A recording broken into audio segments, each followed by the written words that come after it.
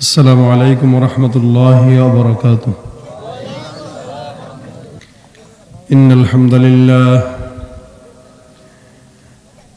لله علي الذات عظيم الصفات سميع السمات كبير الشان جليل القدر رفيع الذكر مطاع الأمر جلي البرهان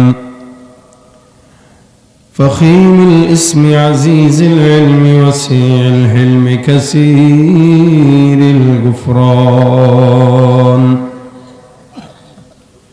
ونشهد أن لا إله إلا الله وحده لا شريك له ونشهد أن سيدنا وسندنا وحبيب ربنا ومولانا محمدا عبده ورسوله صلى الله عليه وعلى آله وأصحابه وبارك وسلم تسليما كثيرا أما بعد فأعوذ بالله من الشيطان الرجيم بسم الله الرحمن الرحيم إن الذين آمنوا وعملوا الصالحات كانت لهم جنات الفردوس نزلا صدق الله مولانا العظيم صدق رسوله النبي الكريم وقال النبي صلى الله عليه وسلم أخلص دينك يكفيك العمل القليل أو كما قال عليه الصلاة والسلام وقال تعالى إن الله وملائكته يصلون على النبي يا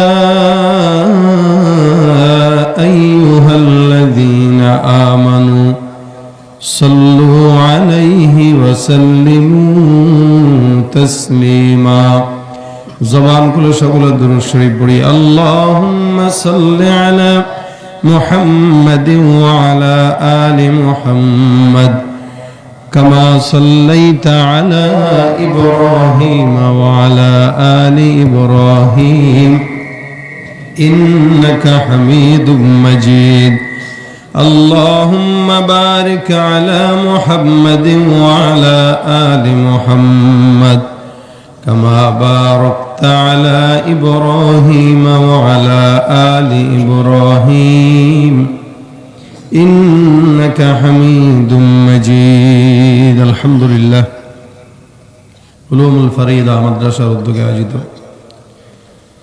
বার্ষিক ওয়াজ মাহফিলের সম্মানিত সভাপতি উপস্থিত দিন প্রিয় ইসলাম প্রিয় ভাইরা আল্লাহ পাকের দরবারে লাখো কোটি শুকরিয়া যে রব্বে কারীম এই শীতের মধ্যেও আমাদেরকে আজকের এই মজমায় দ্বীনি কিছু মুযাকারায় শামিল হবার তৌফিক দান করেছেন সকলে শুকরিয়াতান বলি আলহামদুলিল্লাহ।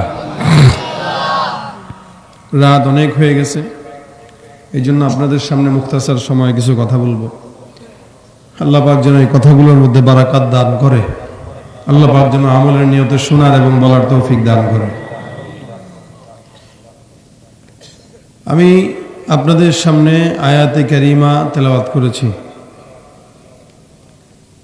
যে আয়াতে আল্লাহ পাক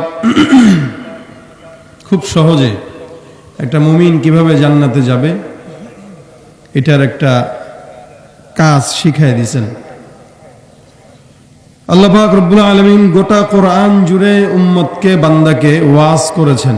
আমরা যেভাবে আপনাদের কাছে ওয়াজ করি এই ওয়াজ এখন থেকে নয়, এটা দুনিয়া শুরু লগ্ন থেকে প্রতিটা নবীকে আল্লাহ পাক তাদের উম্মতদেরকে ওয়াজ করার জন্যই পাঠিয়েছেন।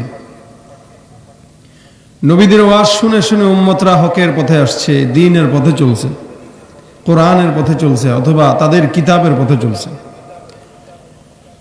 এজন্য আল্লাহ পাক বলেন ইন্নাল্লাহা নি'ম্মা ইয়াইযুকুম বিহি।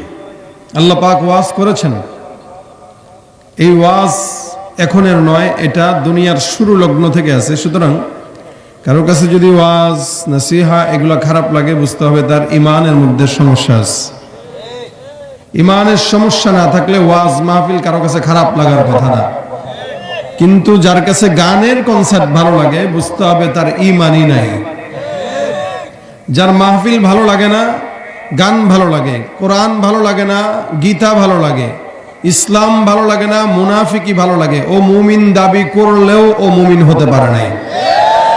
কারণ আল্লাহ পাক কিছু কিছু মানুষদের ব্যাপারে কোরআন স্পষ্ট বলেছেন, আমিনান নাসি মান ইয়াকুলু আমান্না বিল্লাহ ওয়া বিল ইয়াউমিল আখির ওয়া মা হুম বিমুমিনিন। মানুষের মধ্যে একদল থাকবে যারা নিজেরা বলবে যে আমরা আল্লাহকে বিশ্বাস করি, আখিরাত বিশ্বাস করি, জান্নাত বিশ্বাস করি, জাহান্নাম বিশ্বাস করি, কিয়ামতের ময়দান বিশ্বাস করি, কিন্তু আল্লাহ বলেন ও বিশ্বাস করলেও কি না করলেও কি ও মুমিন হতে পারে না। মনে রাখবেন, আম বাজার থেকে যখন কিনেন আমরা কিন্তু দুইটা জিনিস দেখে কিনি, হয়তো ঘ্রাণ দেখি, নয়তো কালার দেখি। যদি রং ঠিক থাকে তো বোঝা গেল আমটা সুন্দর, অথবা ঘ্রাণ যদি সুন্দর হয় বোঝা গেল আমটা ভালো। তরকারি মানুষ রান্না করে, ঘ্রাণও দেখে, কালারও দেখে। কালার সুন্দর না, তরকারি যতই মজা হোক না কেমন জানি ভাল লাগে না। কালার ভালো, ঘ্রাণ ভালো, বাপরে বাপ ভাই তাড়াতাড়ি দেন। দেখেন না রমজান আসতেছে সামনে, সারাদিন রোজা রাখার পরে যখন নাকি ইফতারের আগ মুহূর্তে পেঁয়াজু যেমন মন চায় তেমন হোক, আলুর চপ যেমন মন চায় তেমন হোক, খালি ঘ্রাণ ছুটছে আর টস টসা লাগতেছে দেখতে, লাল লাল। আরে বাপরে বাপ, রোজাদারদের রোজা তখন আসমানের আগায় ঝুলতে থাকে, কিরে কখন এটা খাবো, কখন এটা পেটে দিব। যাক, আমরা রজব মাসে আছি, কিন্তু কি মাস এটা? আরবিতে রজব মাস। এই মাসে আল্লাহর কাছে বেশি বেশি দোয়া করবেন যেন আল্লাহ পাক রব্বুল আলামিন আমাদেরকে বরকত দান করে, বলেন আমিন। তো ঘ্রাণ দেখে যেহেতু ফল কিনা যায়, ঠিক তেমনি ভাবে কোন ইমানদার যদি নিজেকে ইমানদার বলে, মুমিন দাবি করে, আপনারা দাবি করলেই বিশ্বাস করবেন না। আমাদের দেশে অনেকেই স্টেজে উঠে বলে যে আমিও কিন্তু কোরআন পড়ি, আমিও কিন্তু তাহাজ্জুদ পড়ি, আমিও 5 ওয়াক্ত নামাজ পড়ি। দেখেন, আপনি একজন স্বামী, আপনার বিবি আছে, আমি একজন বাবা, আমার সন্তান আছে। আমি যদি বলি ভাই আমি আমার বিবিকে কিন্তু খরচ দেই, এই কথাটা কি আমার বলার শোভা পায়? এটা আমার কি বলেন না, দায়িত্ববোধ না? ঘুমাইতেছেন আপনারা, আপনারা ঘুমাইলে কিন্তু আমি আলোচনা ঠান্ডা মাথায় করে চলে যাব। কারণ আমরা ওয়াজ করতে করতে ভাই ক্লান্ত, আর মন চায় না। এর ভিতরে যদি আপনারা এরকম দুর্বল থাকেন তাহলে আমিও দুর্বল ওয়াজ করে চলে যাব, আমার কোনো আপত্তি নেই। এখন আপনারা আওয়াজ দিবেন কি দিবেন না এটা আপনাদের হিসাব। দেখেন, একটা স্বামী যদি বলে ভাই আমি আমার বিবিকে খাবার দেই, আমি আমার বিবিকে শাড়ি কিনে দেই, তো কাপড় দেই, তো বুঝবেন এই শয়তানে ঘর জামাই, কথা কয় না। ও বউয়ের বাড়িতে থাকে, তো দুনিয়ার মানুষ জানে, এজন্য মানুষে বুঝাইতেছে যে ভাই আমি কিন্তু ঘর জামাই হইলে বউরে দেখি, কি করি দেখি। একটা জামাই তার বিবিকে দেখবে, এটাই তো তার দায়িত্ব। সন্তানকে বাবা দেখবে, এটাই বাবার দায়িত্ব। বাবা যদি বলে আমি আমার সন্তানকে খাওয়াই ভাই, তাহলে তোর সন্তানকে কি আরেক বেটা খাওয়াইবো? যদি আরেক বেটা খাওয়াই বুঝতে হবে তোর বউর লগে তারপরও কি আছে, কথা বলে না। তুমি তোমার সন্তানকে খাওয়াবা, তুমি তোমার বিবিকে খাওয়াবা, এটা বলার কি আছে? তোমার দায়িত্ব। সুতরাং একটা মুমিন এটা বলার কি আছে ভাই আমি কিন্তু নামাজ পড়ি, এটা তো তার দায়িত্ব। যদি সে বলেই যে আমি নামাজ পড়ি, বুঝতে হবে সারা জিন্দেগিতে একটা ওয়াক্ত নামাজ পড়ে নাই, মানুষের ভালোবাসা পাওয়ার জন্য এখন মিছা কথা কয় ভাই আমিও তাহাজ্জুদ পড়ি, কথা বলেন ঠিক কিনা? নামাজ পড়ছেন এটা বলার কি আছে? কথা কি ঠিক নেই? এটা বলার কিছু আছে? এটা দায়িত্ব। এটা তার চেহারা দেখলে প্রকাশ পাবে, এটা তার শরীর দেখলে বোঝা যাবে, ও বলা লাগবে না। ফল যেরকম কালার আর ঘ্রাণ দেখে চেনা যায়, ঠিক তেমনি ভাবে ইমানদারের চোখ আর ঘ্রাণ দেখলেও চেনা যায় কে ইমানদার আর কে ঘুষখোর। সুতরাং কোনো সন্দেহ আছে ঘুষখোর আর ইমানদারের ভিতরে? ইমানদারের চেহারায় আল্লাহ পাক ইমানের ঘ্রাণও দেয়, কালারও দেয়। কি আল্লাহ পাক বলেন? সীমাহুম ফি ওয়ুজুহিহিম মিন আসারিস সুজুদ। একটা ইমানদার, ওর চেহারা দেখলে বোঝা যায় ও সিজদাওয়ালা, ওর কপাল দেখলে বোঝা যায় ও সিজদা দেনওয়ালা। ও বলা লাগে না ভাই আমি তাহাজ্জুদ পড়ি, আমি কোরআন তেলাওয়াত করি, আমি জিকিরও করি, আমি চরমনাইতেও যাই, আমি উজানিতেও যাই, আমি ওলামা ইকরামের মজলিসেও যাই, আমি তাবলীগেও যাই। যে বলে ও ধান্দাবাজ। ইমানদার কখনো বলে না যে ভাই আমি তাহাজ্জুদ পড়ি, এটা তার গোপন ইবাদত। নামাজ পড়ি এটা বলা লাগে না, কারণ এটাই তার দায়িত্ব। আল্লাহ পাক এটার জন্যই তাকে পাঠিয়েছেন। সুতরাং যে দাবি করে সে কি মুমিন না ভণ্ড?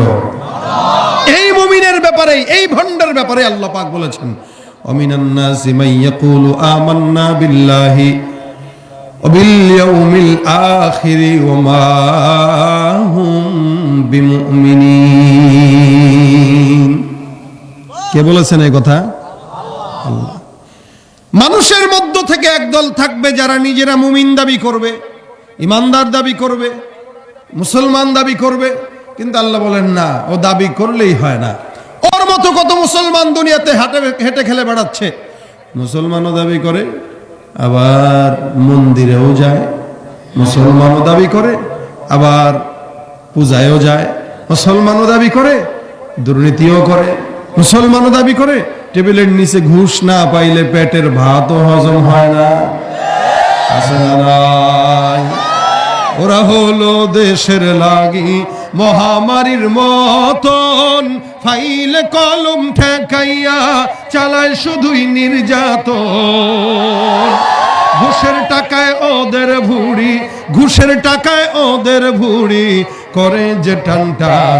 ওরা শিক্ষিত শয়তান, ওরা শিক্ষিত শয়তান, ওরা শিক্ষিত শয়তান, ওরা শিক্ষিত শয়তান। ঠিক কিনা? শিক্ষাঙ্গনের দিকেও ভাইরে দেখো না চোখ মেলিয়া, ছাত্ররা সব বই ছাড়িয়া থাকে শুধু প্রেম লইয়া।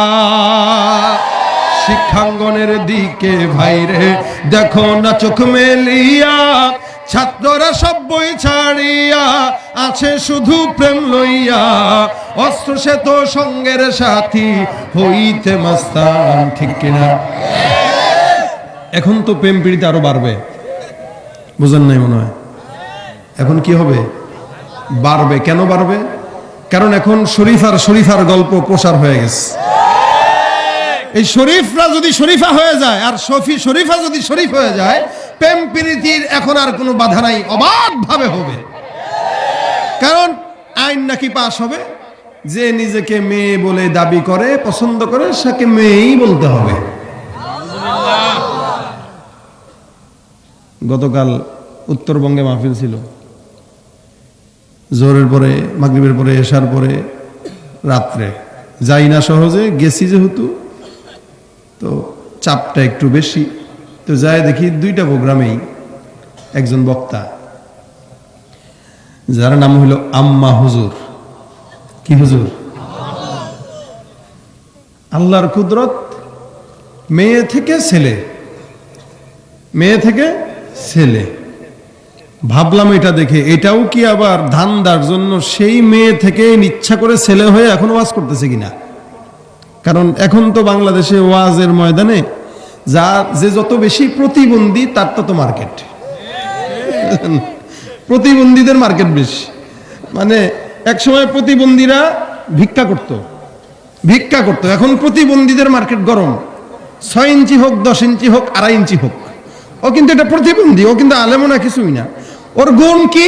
ও প্রতিবন্ধী, এটাই তার গুণ। এই কারণে ওকে দেখতে হাজার হাজার মানুষের ভিড়। এবং ওর জন্য বাজেটও আছে, 60,000 80,000 না দিলে সে গাড়ির চাকা ঘুরাবে না। এই প্রতিবন্ধীরই দেখতে, অথচ যেটা রাস্তায় দেখা যায়।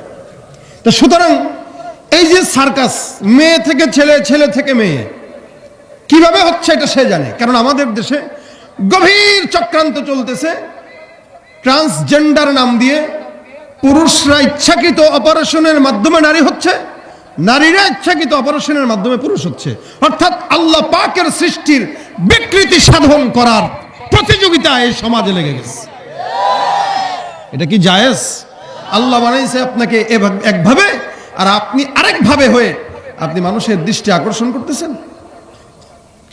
এই কারণে এখন আইনও নাকি পাশ হবে, যে নিজেকে মেয়ে মনে করবে সে মেয়ে, যে নিজেকে ছেলে মনে করবে সে ছেলে।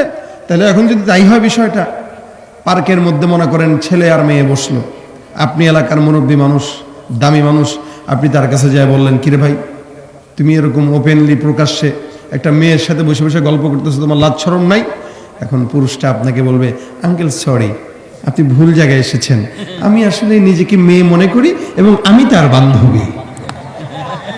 হতে পারে কিনা? কারণ আইন যদি পাশ হয় এটা যে যে নিজের মেয়ে মনে করবে তার মেয়েই বলতে হবে। এখন এত চিন্তা করবে, তো ধান্দা তো ভালোই পাইছি, মেয়ের প্রীতি করবো 14টার লাগে, আর কেউ দেখলে বলবো ভাই আমি পুরুষ না, আমি তার বান্ধবী, আমি আগে শরীফ ছিলাম এখন আমি শরীফা। কথা কয় না?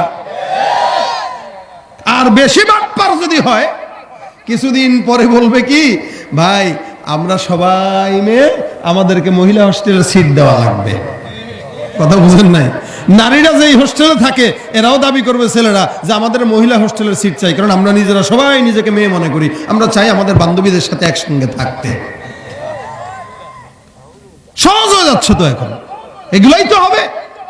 কারণ এই জন্য আমি আপনাদেরকে বলি, শিক্ষানীতিতে যখন এরকম শকুনদের থাবা পড়েছে, এই সময়ে শকুনদের কবল থেকে শিক্ষাকে ভালো করার জন্য, এই কুশিক্ষাকে দূর করার জন্য আপনার সন্তানকে স্কুল থেকে টান দিয়ে নিয়ে এসে মাদ্রাসায় ভর্তি দেন। যতক্ষণ পর্যন্ত এই নোংরা শিক্ষানীতির পরিবর্তন না হবে, আমরা আমাদের সন্তানদেরকে স্কুলে পড়াবো না। এই নিয়ত করেন। আপনি আপনার সন্তানকে কোথায় দিচ্ছেন এটা আপনার চিন্তার বিষয়। আপনি আপনার সন্তানকে স্কুলে পড়াবেন, কোনো বাধা নাই, অবশ্যই পড়ান। ছেলে ডাক্তার হবে, ইঞ্জিনিয়ার হবে, MBBS হবে, আর অনেক কিছু যা আছে দুনিয়ার শিক্ষা, জাগতিক শিক্ষা দরকার আছে। তবে এই শিক্ষা মানে এটাই নয় যে সমকামিতার প্রমোশন ঘটাইতে হবে। শিক্ষায় যে শিক্ষায় সমকামিতার প্রচার প্রসার হয়, ওটা কুশিক্ষা ছাড়া কোনো শিক্ষা হতে পারে না। এমন শিক্ষা আমরা আমাদের সন্তানদেরকে দিতে চাই না, ঠিক কিনা ধরবো? শিক্ষাঙ্গনের দিকে ভাইরে দেখো না চোখ মেলিয়া, ছাত্ররা সব বই ছাড়িয়া থাকে শুধু প্রেম লইয়া। অস্ত্র সে তো সঙ্গের সাথী, অস্ত্র সে তো সঙ্গের সাথী, হইতে মাস্তান ওরা শিক্ষিত শয়তান, ওরা শিক্ষিত শয়তান, ওরা শিক্ষিত শয়তান। যেখানে যাই ভেজালেতে ভরে গেছে দেশটায়, ব্যবসায়ীরাও রাতারাতি কালো টাকায় হাত রাঙায়। জিনিসপত্রের দাম বেড়েছে না? এটা কি সরকার বাড়ায়? না। কারা বাড়ায়? অসাধু ব্যবসায়ীরা। অসাধু ব্যবসায়ীরা সিন্ডিকেটের নামে আমাদের দেশের সাধারণ জনগণের মুখ থেকে গোস্ত, মাছ, ডিম কেড়ে নিয়ে কানাডায় বাড়ি করার জন্য টাকা পাচার করে যারা, এরাই এদেশের সবচাইতে বড় শত্রু। মুরগি যদি জানতো, আপনাদের এলাকায় মুরগির ডিমের হালি কত? 48 কম আছে। আমাদের ঢাকায় তো 60-এর উপরে। আলুর দাম তো 70-এর উপরে, পেঁয়াজের দাম তো 200-র উপরে। আচ্ছা, মুরগি যদি জানতো, মুরগি কি ডিমটা পারতে ফ্রি পারে না টাকা লাগে? হ্যাঁ, কে কয় টাকা লাগে রে? ফ্রি পারে না? মুরগি পারে ফ্রি। মুরগি যদি জানতো যে আমার ডিম নিয়ে ফ্রি যেটা পারে, এটা নিয়ে এত রাজনীতি হয়, ও তো কষ্টের ঠেলায় পারা বন্ধ করে দিত। কথা বলে না? মুরগি পারে ফ্রি, আর তুই বেটা বদমাস, তুই বেটা দুর্নীতিবাজ, তুই গরিবের মুখ থেকে ডিমটা পর্যন্ত ছিনায় নেওয়ার ধান্দায় উঠে পড়ে লেগেছিস। যেখানে একটা গরিব মানুষ একটা ডিম কিনে খালি ভাত আর ডিম ভাজি দিয়ে খাইতে পারতো, সেখানে চিন্তা করা লাগে একটা ডিমের দাম কত, থাক দরকার নেই। তাহলে কত বড় অসাধু ব্যবসায়ী এরা, অথচ এটা একটা ইবাদত ছিল। ব্যবসা একটা কি ইবাদত। এমন কোন বড় বড় আলেমে দিন নাই যারা ব্যবসা করেন নাই। নবীরা পর্যন্ত ব্যবসা করেছেন, আম্মাজান খাদিজা পর্যন্ত ব্যবসা করতেন, রাসূল পর্যন্ত ব্যবসা করেছেন। সেখানে ব্যবসা যারা সঠিকভাবে করে, রাসূল বলেন এদের হাসর হবে নবী, সাহাবী, শহীদদের সাথে। আস্তে কয় সুবহানাল্লাহ। নবী, সাহাবী, শহীদ এদের সাথে ব্যবসায়ীদের হাসর হবে। যারা ডিমের দাম বাড়ায় 65 টাকা 70 টাকা করে, এদের হাসর হবে আবু জাহেলদের সাথে। কথা বলেন ঠিক কিনা? ওরা শিক্ষিত শয়তান, ওরা শিক্ষিত শয়তান, ওরা শিক্ষিত শয়তান, ওরা শিক্ষিত শয়তান। ঠিক কিনা জোরে বল। এবার আমার এই কারণে আল্লাহ পাক বলেন ইমানদার সবাইকে বলা যায় না। ইমানদার কারা? যারা নিজেরা নিজেদেরকে ইমানদার বলা লাগে না। চেহারাটা দেখলেই বোঝা যায় কে ইমানদার কে বেঈমান। চেহারা দেখলেই বোঝা যায় কে আল্লাহওয়ালা কে শয়তানওয়ালা। আল্লাহ পাক রব্বুল আলামিন বলেন, হে দুনিয়ার মানুষ, জমিনের মধ্যে তোমরা যারা সহজে জান্নাত পেতে চাও, এত বেশি ইবাদত দরকার নাই, এত বেশি তাহাজ্জুদের দরকার নাই, এত বেশি জিকিরের দরকার নাই। আমাদের সমাজে যার হাত যত বেশি নরম, যার চেহারা যত বেশি টসমস, যার পাগড়ি যত বড়, যার জুব্বা যত বড়, আমরা মনে করি সমাজের মধ্যে তত বড় বুজুর্গ সে। কিন্তু মনে রাখবেন, বড় বুজুর্গ মানে তাহাজ্জুদের নামাজ পড়া নয়, বড় বুজুর্গ মানে জিকির আজকার করা নয়। ওই বান্দা সবচাইতে বড় বুজুর্গ যেই বান্দা নিজেকে ছোট থেকে ছোট গুনাহ থেকে হেফাজত করে। বহুত বড় বড় বুজুর্গ আছে যারা নামাজ পড়ে, আবার জিকিরও করে, নিজেকে বুজুর্গ মনে করে মানুষের কাছে প্রচার করে, কিন্তু তলে তলে এমন কোনো আকাম নাই যেটা করে না। আবার এমন এমন মানুষ আছে যারা তাহাজ্জুদ পড়ে না, 5 ওয়াক্ত নামাজ ঠিক মতো পড়ে, কিন্তু গুনাহ থেকে নিজেরা বাঁচায়। ওই বান্দাটাই সবচাইতে বড় আল্লাহওয়ালা। গুনাহটা না করাটাই সবচাইতে বড় বুজুর্গি। নেকের কাজ করা বুজুর্গি না, কারণ নেকের কাজ করা সহজ, গুনাহ থেকে হেফাজত থাকা অত্যন্ত কঠিন। ভাইরা আমার খুব বুঝবেন, আল্লাহ পাক ডাক দিয়া বলেন, ইন্নাল্লাযীনা আমানু ওয়া আমিলুস সলিহাতি কানাত লাহুম জান্নাতুল ফিরদাউস নুজুলা। নিশ্চয়ই ইমানদার যারা, ইমানদাররা নিজেরা নিজেদেরকে ইমানদার যারা দাবি করে, আমি আল্লাহ পাক রব্বুল আলামিন ঘোষণা করলাম মুমিন জান্নাত পাওয়ার জন্য কাজ হবে 2টা। 1 নাম্বার ঈমান নিয়ে আসো, ঈমানদার হও। 2 নাম্বার কি বলে? সৎ কাজ করো। এই 2টা কাজ যদি কোনো বান্দা করে, আমার আল্লাহ ডাক দিয়া বলেন, কানাত লাহুম জান্নাতুল ফিরদাউস নুজুলা। এই প্রকার বাইন বান্দাদেরকে আমি আল্লাহ জান্নাতুল ফিরদাউস দান করে দেব। সুবহানাল্লাহ। সৎ কাজ কি জিনিস? রাসূল বলেন, সৎ কাজ যে করে করে উল্টায় ফেলবা, বিশাল করা করবা না। না, আল্লাহর নবী বলেন, আখলিস দীনাকা ইয়াকফিকাল আমালুল কালিল। আল্লাহর হাবিব বলেন, তোমার ঈমানকে খাঁটি করো, তোমার নিয়তকে খাঁটি করো, তোমার দ্বীনকে খাঁটি করো। তুমি ইবাদত রাত কি রাত তাহাজ্জুদের দরকার নাই, বেশি বেশি সদকাও করা দরকার নাই। অল্প করো, অল্প নামাজ পড়ো, অল্প জিকির আজকার করো। আল্লাহ পাক অল্পের কারণে জান্নাতের মধ্যে তোমার স্থান দিয়ে দিবে, যদি ইখলাসের সঙ্গে ওই কাজটা হয়ে যায়। এ মুসলমান নবীর উম্মত, এই জমিনে অসংখ্য বান্দারা অল্প কাজের বিনিময়ে জান্নাত পেয়ে গেল। নবী করিম হাদিসের মধ্যে বলেন, এ সাহাবায়ে কেরামের দল, জমিনের মধ্যে এমন একজন বান্দা ছিল, নেকের কাজ শুধু একটু খানি করার কারণে আল্লাহ পাক তাকে মাফ করে দিয়েছেন। রাসূল বলেন, একজন লোক সারা জিন্দেগি গুনাহ করলো, কোনোদিন কোনো নেকের কাজ করে নাই। এই বান্দাটা একদিন সুন্দর করে রাস্তা দিয়ে হেঁটে যায়, হঠাৎ করে তাকায় দেখে একটা কুকুর রাস্তার কিনারায় পানির পিপাসায় বারবার জিহ্বাটা বের করে কাতরায়। কোনো মানুষ তাকে পানি দেওয়ার জন্য নাই। এই বান্দাটা হঠাৎ করে রাস্তা দিয়ে হেঁটে যায়, সারা জিন্দেগিতে কোনো ইবাদত এই বান্দা করে নাই।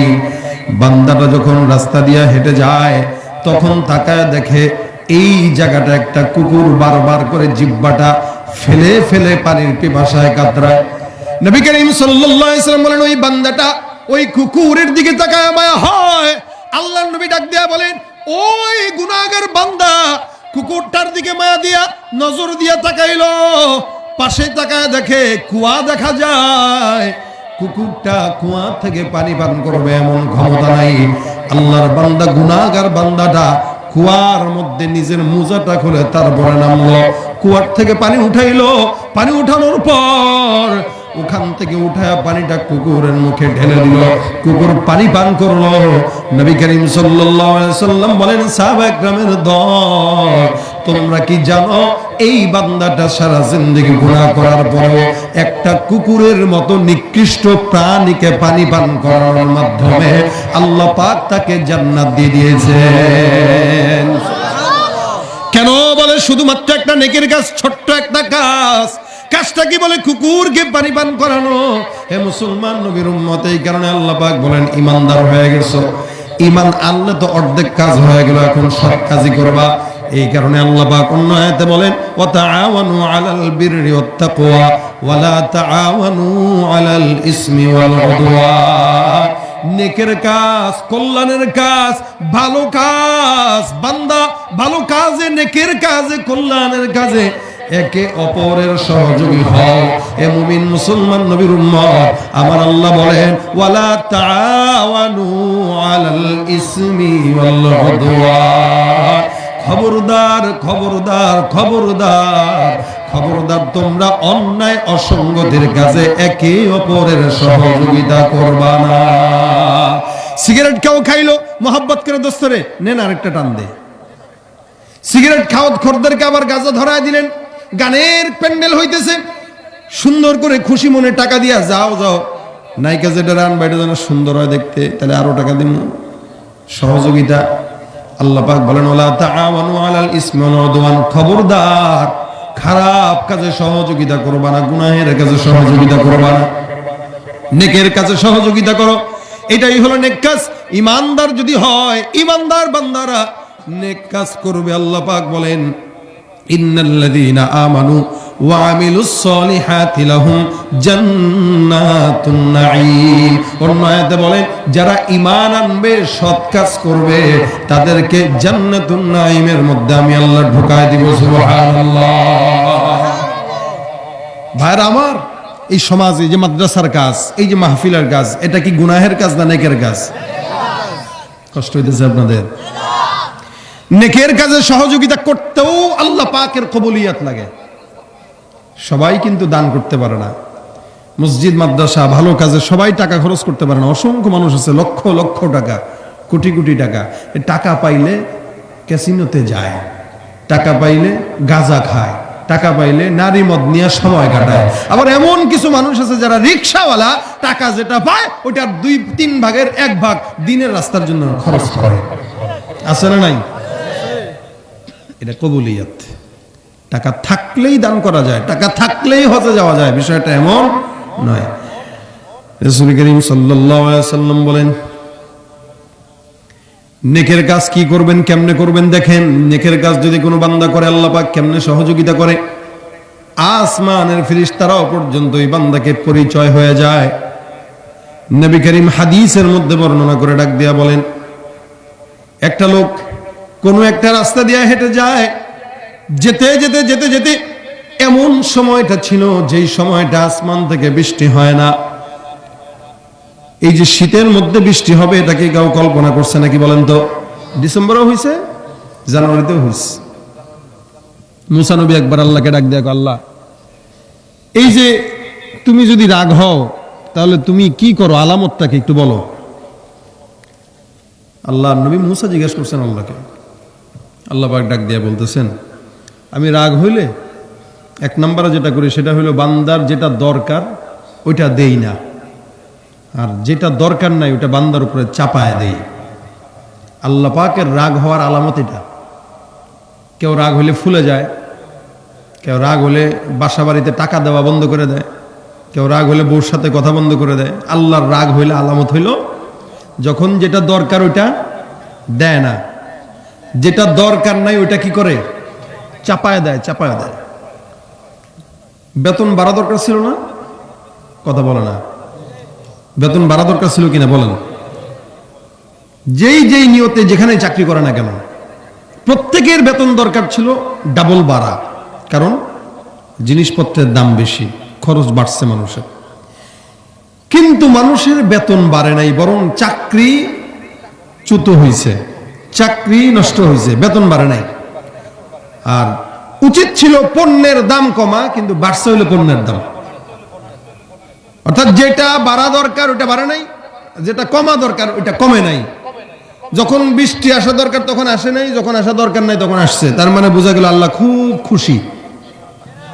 কথা বলে না এরা? আল্লাহ কি? এটা আলামত। এই শীতের ভিতরে বৃষ্টি হবে, মানুষ তো কল্পনাও করতে পারে নাই, কিন্তু আল্লাহ পাক দিচ্ছেন। এই জন্য আল্লাহ পাককে রাগাবেন না, আল্লাহর রাগ বড় মারাত্মক। এই বেচারা এমন সময় ছিল যে এই সময় বৃষ্টি হয় না, গোটা জমিনে খরা চলতেছে। লোকটা হেঁটে যায়, হঠাৎ করে আসমানের মেঘ দেখে, কালো মেঘ। বলেন তো, 2 মাস লাগাতার বৃষ্টি হয় না, 1 মাস লাগাতার বৃষ্টি হয় না, হঠাৎ করে কালো মেঘ যদি আসমানের কিনারায় ভাসে, একটা ইমানদার অথবা একটা কৃষক মানুষ, তার অন্তর খুশি হবে না বেজার হবে? কেন? ওই যে পূর্ব গগনে মেঘের ঘন ঘটা দেখা যায়, তার মানে অচিরেই আল্লাহ পাক বৃষ্টি দান করবে। এমন সময় যুবকটা হেঁটে যায়, আসমানের মধ্যে মেঘ, ওই মেঘের দিকে তাকায়, কিন্তু মেঘটা বৃষ্টি তো দেয় না, কালো হয়ে আছে। যুবকটা খুশি হয়ে গেছে বৃষ্টি আসবে। এমন সময় মেঘের মধ্য থেকে একটা আওয়াজ বান্দার কানের মধ্যে ভেসে আসছে, যেরকম সুবহানাল্লাহ। মেঘের মধ্য থেকে আওয়াজ ভেসে আসে, অমুক ব্যক্তির ক্ষেতের মধ্যে আল্লাহর আদেশে বৃষ্টি বর্ষণ করে দাও। সুবহানাল্লাহ। কে বলতেছে? মেঘ বলতেছে। মেঘের মধ্য থেকে আওয়াজ, মেঘের মধ্য থেকে আওয়াজটা যুবকটা শুনলো, যুবকটা অবাক। মেঘটা বলতেছে, অমুক বান্দার ক্ষেতের মধ্যে বৃষ্টি নাজিল করে দাও। এই বান্দাটা এবার মেঘের দিকে তাকায়, কিরে মেঘের মধ্য থেকে আওয়াজ, এই আওয়াজটা কেমনে আসলো, কে দিল? এবার মেঘকে একটু ফলো করা দরকার। মেঘ ফলো করে করে করে করে যুবকটা পিছনে পিছনে যায়, হঠাৎ করে তাকায় দেখে মেঘ খণ্ডটা এক জায়গায় থামা। যুবকটা ওখানে তাকায় দেখে মেঘ খণ্ডটা বৃষ্টি বর্ষণ করে দিল, একটা নির্দিষ্ট জায়গার মধ্যে বৃষ্টি বর্ষণ করলো। পাথরের উপরে বৃষ্টি পড়লো, বৃষ্টি পরে নালা হয়ে বেচারা যার নামটা উচ্চারণ করলো, ওই ব্যক্তিটার ফসলের মধ্যে সুন্দর করে পানিগুলো পড়ে গেল। এছাড়া অন্য কোনো জায়গায় পানি নাই, শুধুমাত্র নির্দিষ্ট একটা মানুষের বাগানের মধ্যে পানি দেয়। এবার যুবকটা বাগানের সামনে তাকায় দেখে একটা লোক ভিতরে ক্ষেতের কাজ করে। লোকটাকে ডাক দিয়া বলো, ভাই তোমার কি নাম? বলে, আমার নাম অমুক। যুবকটা মাথায় হাত দিয়ে বলে, সুবহানাল্লাহ, যেই নামটা মেঘমালার মধ্যে শুনলাম, এই নামটাই তো সেই নাম। আল্লাহর কসম, আমার দিল বলে এই বান্দাটা অনেক বড় আল্লাহওয়ালা একজন বান্দা, নয়তো একটা মেঘের মধ্য থেকে বান্দার নাম নিয়া আসমান থেকে বৃষ্টি আসার কোনো সম্ভাবনা ছিল না। যুবকটা ডাক দেয়া বলো, ভাই তুমি এমন কি আমল করো যে আমলটা আমাকে একটু বর্ণনা করে শোনাও। আমিও তোমার মতো আমল করতে চাই, তোমার আমলটা আমিও শিখতে চাই, আমিও একটু করতে চাই। এমন কোন আমল করো যেই আমলের কারণে আল্লাহ পাক রব্বুল আলামিন আসমানের মেঘের সঙ্গে তোমার পরিচয় করায় দিয়েছেন। সুবহানাল্লাহ। হে মুসলমান নবীর উম্মত, আল্লাহ পাক রব্বুল আলামিনের বান্দা এখন ডাক দেয়া বলতেছে, ও ভাই আমি জমিনে এমন কোন তেমন ইবাদত করি না, তবে আমার একটা কাজ আছে, আমার দিল বলে ওই কাজের জন্যই হয়তো আল্লাহ পাক আমার মহব্বত করে। কি কাজ? বলে, এই যে ক্ষেতগুলো দেখতেছেন বিশাল বড় ফসল, এই ফসলের সমস্ত খাবারগুলো আমি একা খাই না। বলে, এগুলো কি করেন? বলে, এগুলো 3 ভাগে ভাগ করি, 1 ভাগ আমার, আরেক ভাগ জনগণের, আরেক ভাগ মা বাবার, এরকম ভাবে ভাগ করে জনগণ মিসকিনদের জন্য আমি এখান থেকে 1 ভাগ দিয়া দেই।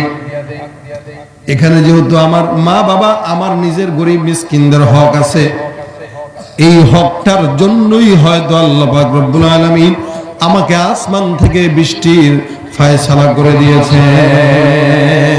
তুমি পারো করতে মোচন অভাব দুঃখী লোকের তুমি পরম মুক্তি দাতা, মালিকে জগতের তুমি পার করতে মোচন, অভাব দুঃখী লোকের তুমি পরম মুক্তি দাতা, মালিকে জগতের তোমার কাছে চাই যে পানা আমরা প্রতিদিন, তোমার দয়ায় পূর্ণ আমার সারা নিশিদিন। আল্লাহ তুমি দয়ার সাগর, আল্লাহ তুমি দয়ার সাগর, রহমানুর রহিম, তোমার দয়ায় পূর্ণ আমার সারা নিশিদিন। কার দয়া? আল্লাহ কি দয়া করতে পারে কিনা? সালেহ আমল, নেক আমল যদি কোনো বান্দা করে আল্লাহ পাক এমনিই দয়া করে। এই কারণে জীবনে যতদিন বাঁচবো কোন পথে সহযোগিতা করবো জোরে বলেন তো? হ্যাঁ, কথা কয় না, জোরে বলেন না। আমি তো মনে করছি আপনারা বুঝেনি নাই। নেক কাজে, কোন কাজে? তাআওয়ানু আলাল বিররি ওয়াত তাকওয়া, নেক কাজে সহযোগিতা করবেন। গরিব আমি